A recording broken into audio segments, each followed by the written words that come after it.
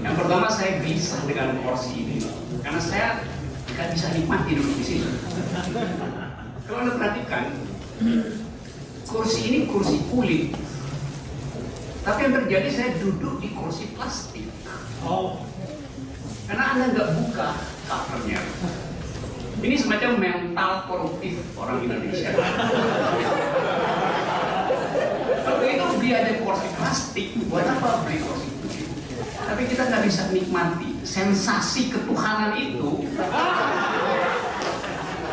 Belum sempat dibuka, Pak baru. Sensasi ketuhanan dibatalkan oleh cover agama.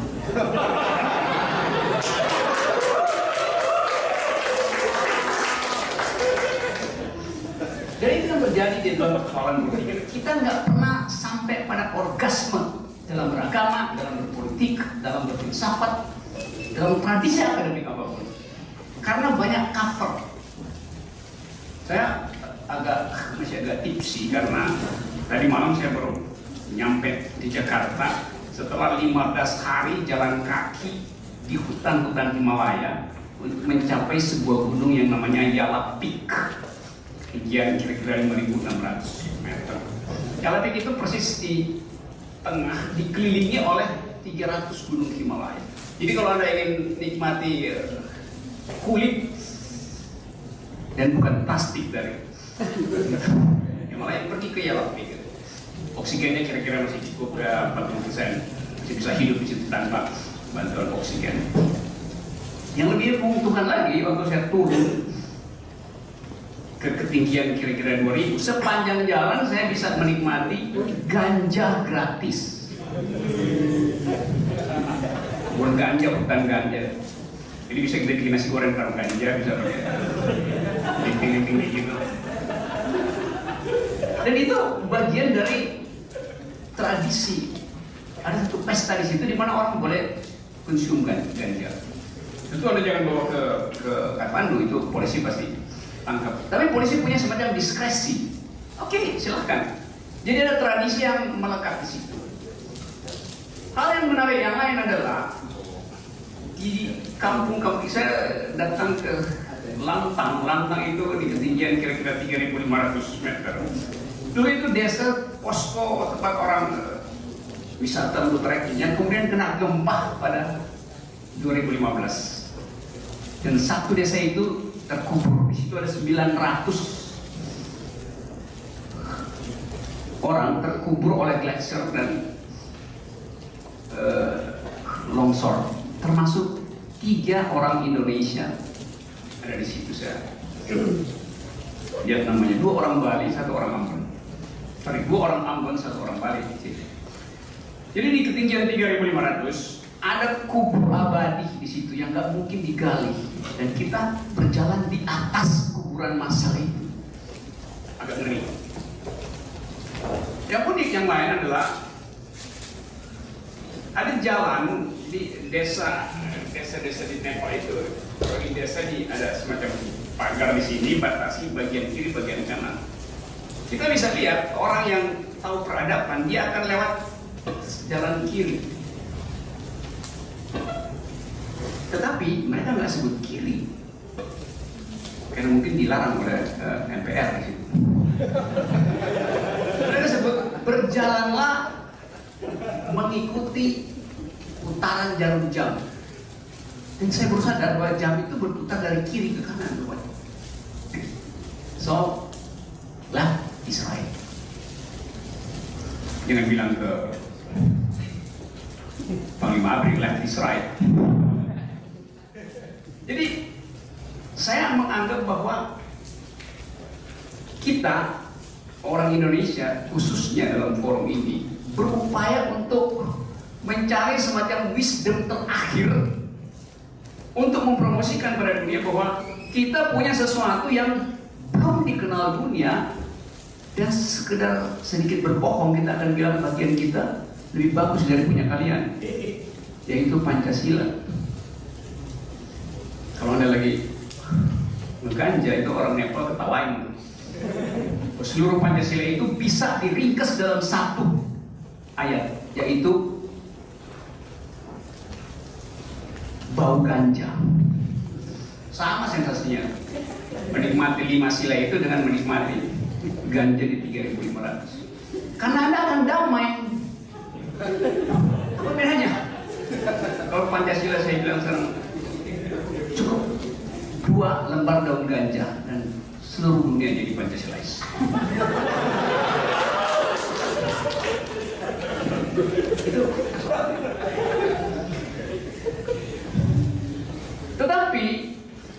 Tetapi ini akan jadi sangat problematis. Psikologi kita adalah dibalik keinginan kita untuk menghindari populisme agama yang diterangkan dengan padat dan berkisi oleh dua teman tadi. Kita justru melakukan radikalisme yang lebih parah. Kalau kita bilang tadi Pancasila sudah final, itu lebih parah dari menyebutkan Tuhan sudah final.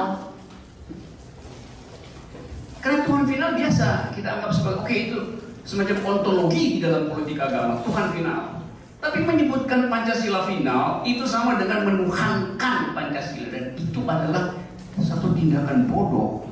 Apalagi buat mahasiswa, apalagi buat universitas. Memfinalkan sesuatu artinya menghentikan proses berpikir. That's stupid. Jadi Anda baca koran kemarin, sejumlah akademisi berupaya untuk menghasilkan semacam maklumat politik dengan berkumpul di satu kampus, bikin talk show segala macam, dan menyatakan bahwa Pancasila sudah final. Yang bikin maklumat itu akademisi, apa nggak sinting tuh akademisi menghentikan pikirannya sendiri. Kita hidup di dalam situasi demokrasi. Inti demokrasi adalah fallibilism. Segala sesuatu bisa dinyatakan salah. Fallibilis adalah norma tertinggi di dalam kegiatan akademik. Fallibilis adalah akidah dari universitas. Tapi yang terjadi universitas itu menutup percakapan. Jadi universitas jadi menjalankan radikalisme justru. Bukan radikalisme dalam pikiran, radikalisme yang sifatnya teologis, yaitu menghentikan pikiran. Cara terbaik menghentikan pikiran adalah yang sekarang juga lagi kasus di Indonesia, plagiasi. 3-4 rektor terlibat di dalam plagiasi. Jadi bagaimana saya misalnya atau orang mau percaya bahwa di universitas mampu diajukan pikiran, padahal dia sendiri menghina pikirannya sendiri dengan memplagiasi pikiran orang. Plagiasi itu kan menghina pikiran sendiri kan? Mencuri pikiran orang artinya menghina pikiran sendiri. Jadi ngapain nongkrong di universitas kalau itu hanya bisa menghina pikiran sendiri? Itu bagian terburuk dari universitas, menghina pikiran sendiri. Menghina pikiran orang justru bagus. Jadi menghina pikiran sendiri dengan cara tidak mau berpikir, yaitu pakai pikiran orang, ganti metodologi, sampelnya diubah-ubah, lalu jadilah disertasi. Kita ada di dalam suasana itu sekarang. Karena itu setiap kali ada krisis kebudayaan, krisis sosial, tindakan pertama presiden adalah kumpulkan pemuka agama.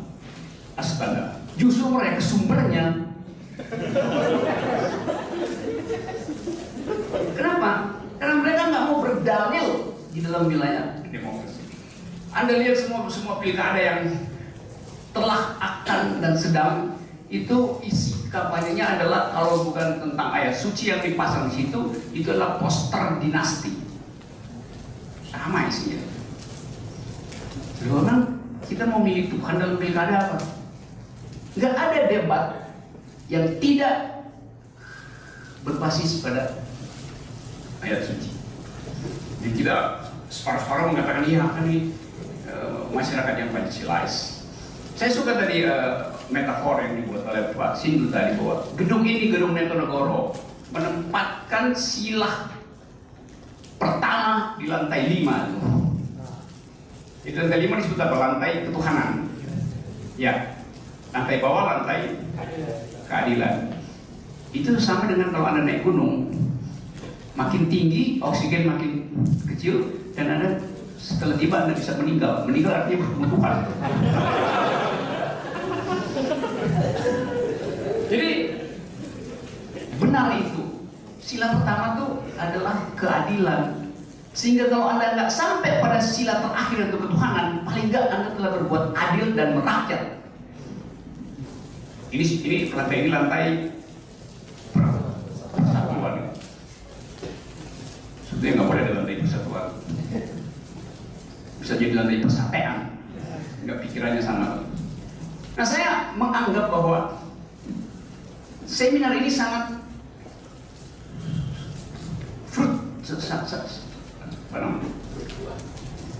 sangat lesat untuk kita olah jadi semacam nutrisi baru. Kalau kita tidak memutuskan dari awal bahwa ada dalil yang mesti diucapkan, misalnya Pancasila final. Saya paling nggak suka dengar orang bilang Pancasila final. Kenapa pun dia nggak bisa kasih dalil, dia cuma bilang itu adalah kesepakatan nasional. Apalagi kalau ditambah-tambahin bahwa Pancasila itu asli Indonesia, itu sikap atavistik, sikap atavistik, memuja-muja keaslian. Berkali-kali saya terangkan bahwa Pancasila itu nggak ada satupun sila dalam Pancasila yang asli Indonesia. Anda sebut satu sila. Tuhan yang Maha Esa. Isi sosiologisnya adalah punya Barat. Monoteisme itu adalah agama Barat. Islam datang dari Barat, dari peradaban Barat. Kristen dari peradaban Barat. Semua agama monoteis datang dari peradaban Barat. Agama asli kita adalah ateisme, animisme, politeisme.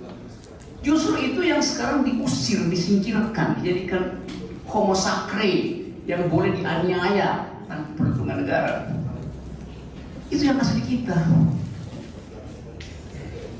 Sila kedua, kemanusiaan yang adil dan beradab, humanisme. Humanisme itu bukan sila Indonesia. Kita baru tahu tentang kemanusiaan yang adil dan beradab setelah kita baca misalnya tentang Revolusi Prancis. Egalite, fraternite, liberté. Persatuan Indonesia. Persatuan juga adalah ide modern. Setelah nasionalisme dijadikan sebagai patokan baru di Eropa karena orang bosan dengan perang agama, maka muncul rasionalitas untuk membagi teritori itu berdasarkan satu rasionalitas bahwa satu bangsa hanya ada di dalamnya satu pemerintahan. Dan itu datang dari filsafat Immanuel Kant tentang rasionalitas. Sila keempat, kerakyatan yang dipimpin, yang disebut demokrasi.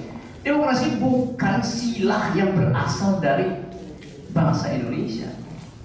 Nggak ada pilkada di dalam kerajaan Jawa. Pergantian kekuasaan, suksesi tidak berlangsung demokratis, berlangsung berdasarkan garis keturunan, berlangsung berdasarkan pembunuhan. Demokrasi itu betul-betul kita import dari Barat, itu pikiran Barat. Indonesia nggak pernah demokrasi. Yang adalah kerajaan, kesultanan, segala macam. Sila kelima, keadilan sosial. Soekarno baru tahu tentang keadilan sosial setelah belajar Marxisme. Kalau dulu Anda mau dapat keadilan sosial, Anda mesti merangkak menghadap sultan, menghadap raja. Itu pun kalau dia mau terima. Itu kan bukan keadilan sosial. Jadi di 5 sila itu tak ada satupun bekas asli Indonesia. 5 sila itu, limanya adalah sila yang kita import dari Barat. Apa Anda percaya bahwa Bung Karno membaca naskah Sanskerta untuk mencari ilham tentang Pancasila di situ? Dia nggak bisa baca Sanskerta. Di perpustakaannya adanya bahasa Inggris, Jerman, Prancis. Jadi kalau kita mau jujur secara akademis, kita bisa katakan bahwa ideologi kita impor. Bukan sekedar ikan asin yang kita impor sekarang dari Vietnam. Untuk garam kita impor, kondom kita impor. Alam pikiran pun kita impor. Pancasila itu barang impor. in optimal form. Karena itu agaklah menjengkelkan mendengar itu asli Indonesia. Yang asli Indonesia yang digali dari dalam bumi Indonesia